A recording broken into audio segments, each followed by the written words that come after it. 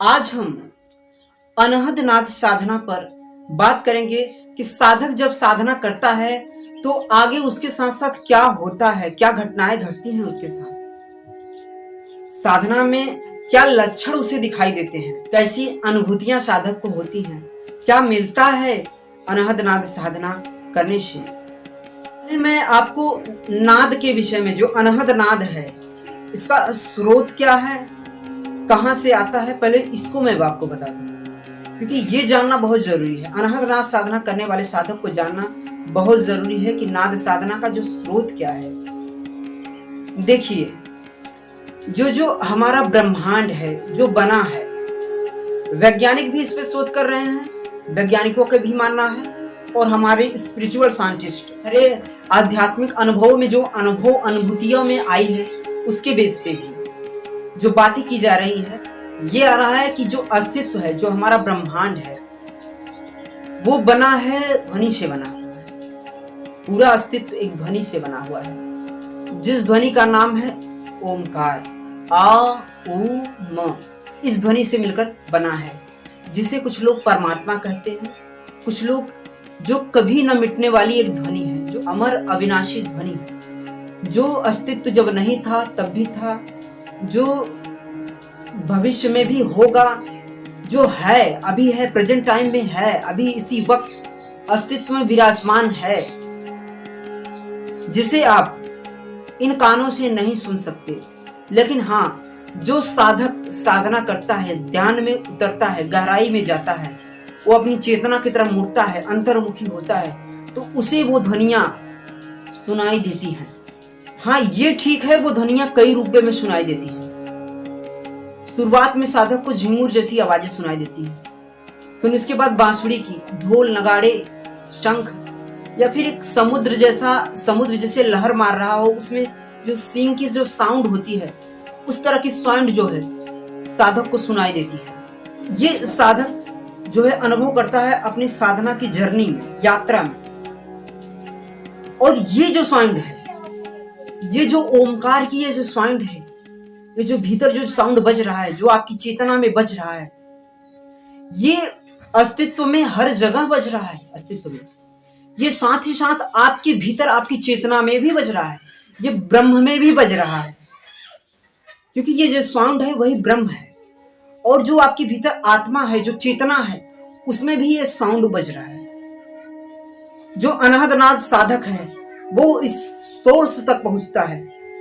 वो सोर्स क्या है, वो नाद का सोर्स क्या है, जो साधक उस सोर्स तक पहुंच जाता है वही सत्य को जान पाता है, वही अपनी चेतना को जान पाता है, वही अपनी आत्मा को जान पाता है। उसे ही आत्मज्ञान होता है, उसे ही बोध घटित होता है उसके साथ, वही परम सत्य को जान पाता है। जो इस नाद के सोर्स को जान लेता है, ध्यान दे, जो इस नाद के सोर्स को जान लेता है, वही परम तत्व परमात्मा को, अपनी चेतना को, अपनी आत्मा को जान पाता है। जब साधक एक नाद साधना करना स्टार्ट करता है तो शुरुआत में उसको एक हमिंग साउंड सुनाई देती है, एक झिंगुर की आवाज जैसी, एक सनसनाहट सी आवाज, जैसे रात की सांय सांय करती हुई एक आवाज साधक को, अनहद नाद साधना करने वाले साधक को सुनाई देती है।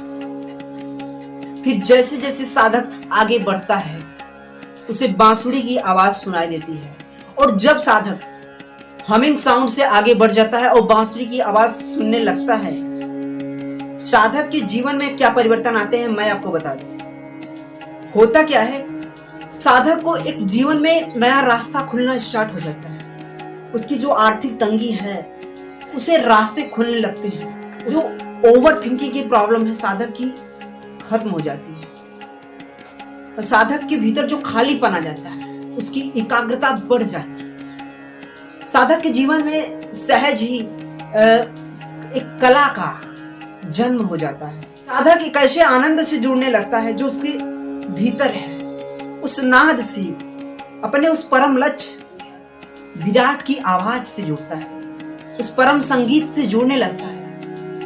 कभी साधक के आंखों में आंसू आ जाते हैं, सोचिए, आंखों में आंसू आ जाते हैं, वो रो पड़ता है, जब उसे आनंद की झलकियां मिलती हैं। साधक की जो रास्ते में जो आर्थिक समस्याएं हैं, वो आर्थिक समस्याएं सॉल्व होने लगती हैं, रास्ते उसे दिखने लगते हैं।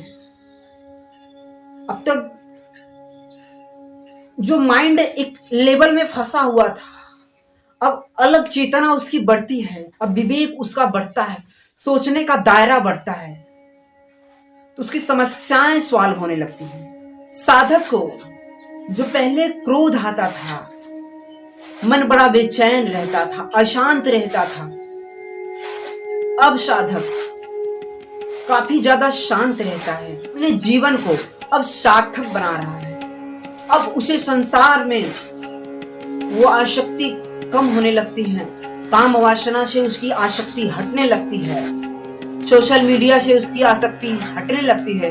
अब वो साधक अब अपने भीतर अंतर्मुखी होने लगता है, भीतर ही मुड़ने लगता है, अब भीतर ही सारा आनंद उसके लिए उमड़ पड़ता है। उसके जीवन में जो वेद में लिखे हुए हैं, जो शास्त्रों में लिखे हुए हैं, वो सामने उसके प्रकट होने लगते हैं, उसे समझ आने लगता है कि जीवन को कैसे जीना चाहिए, सही दिशा उसे मिलने लगती है। नाद आपके जीवन में आपको सही दिशा देने लगता है, जैसे जैसे नाद, घंटे की आवाज, फिर उसके बाद बांसुरी की आवाज, शंख की आवाज, ये सारी आवाजें, ये जो ध्वनियां हैं जब आती हैं, तो आपके जीवन में भी एक नए नए आयाम खोलता है, नए नए रास्ते खोलता है, जीवन को एक सही दिशा देता है।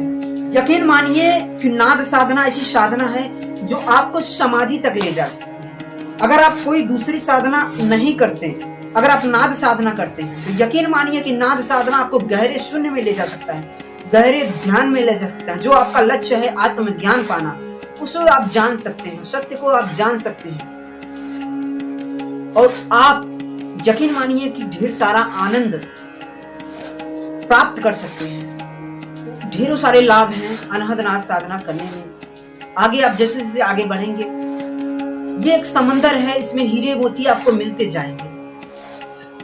तो आप अपनी जर्नी को, आध्यात्मिक जर्नी को आगे लेकर जाइए, बिल्कुल नहीं रुकना है, आपको चलते रहना है। चरय विधि चरय विधि, चलते रहना है आपको। अगर आपको हमारा वीडियो अच्छा लगा तो प्लीज आप हमारे चैनल को सब्सक्राइब करिए और बेल आइकन को देखिए जरूर प्रेस करिए। इससे क्या होगा कि जो भी हम आपको वीडियो प्रोवाइड करेंगे आपके यूट्यूब के स्क्रीन पे मौजूद होगा, और हमारा और आपका जो है प्रेम और एंगेजमेंट बना रहे।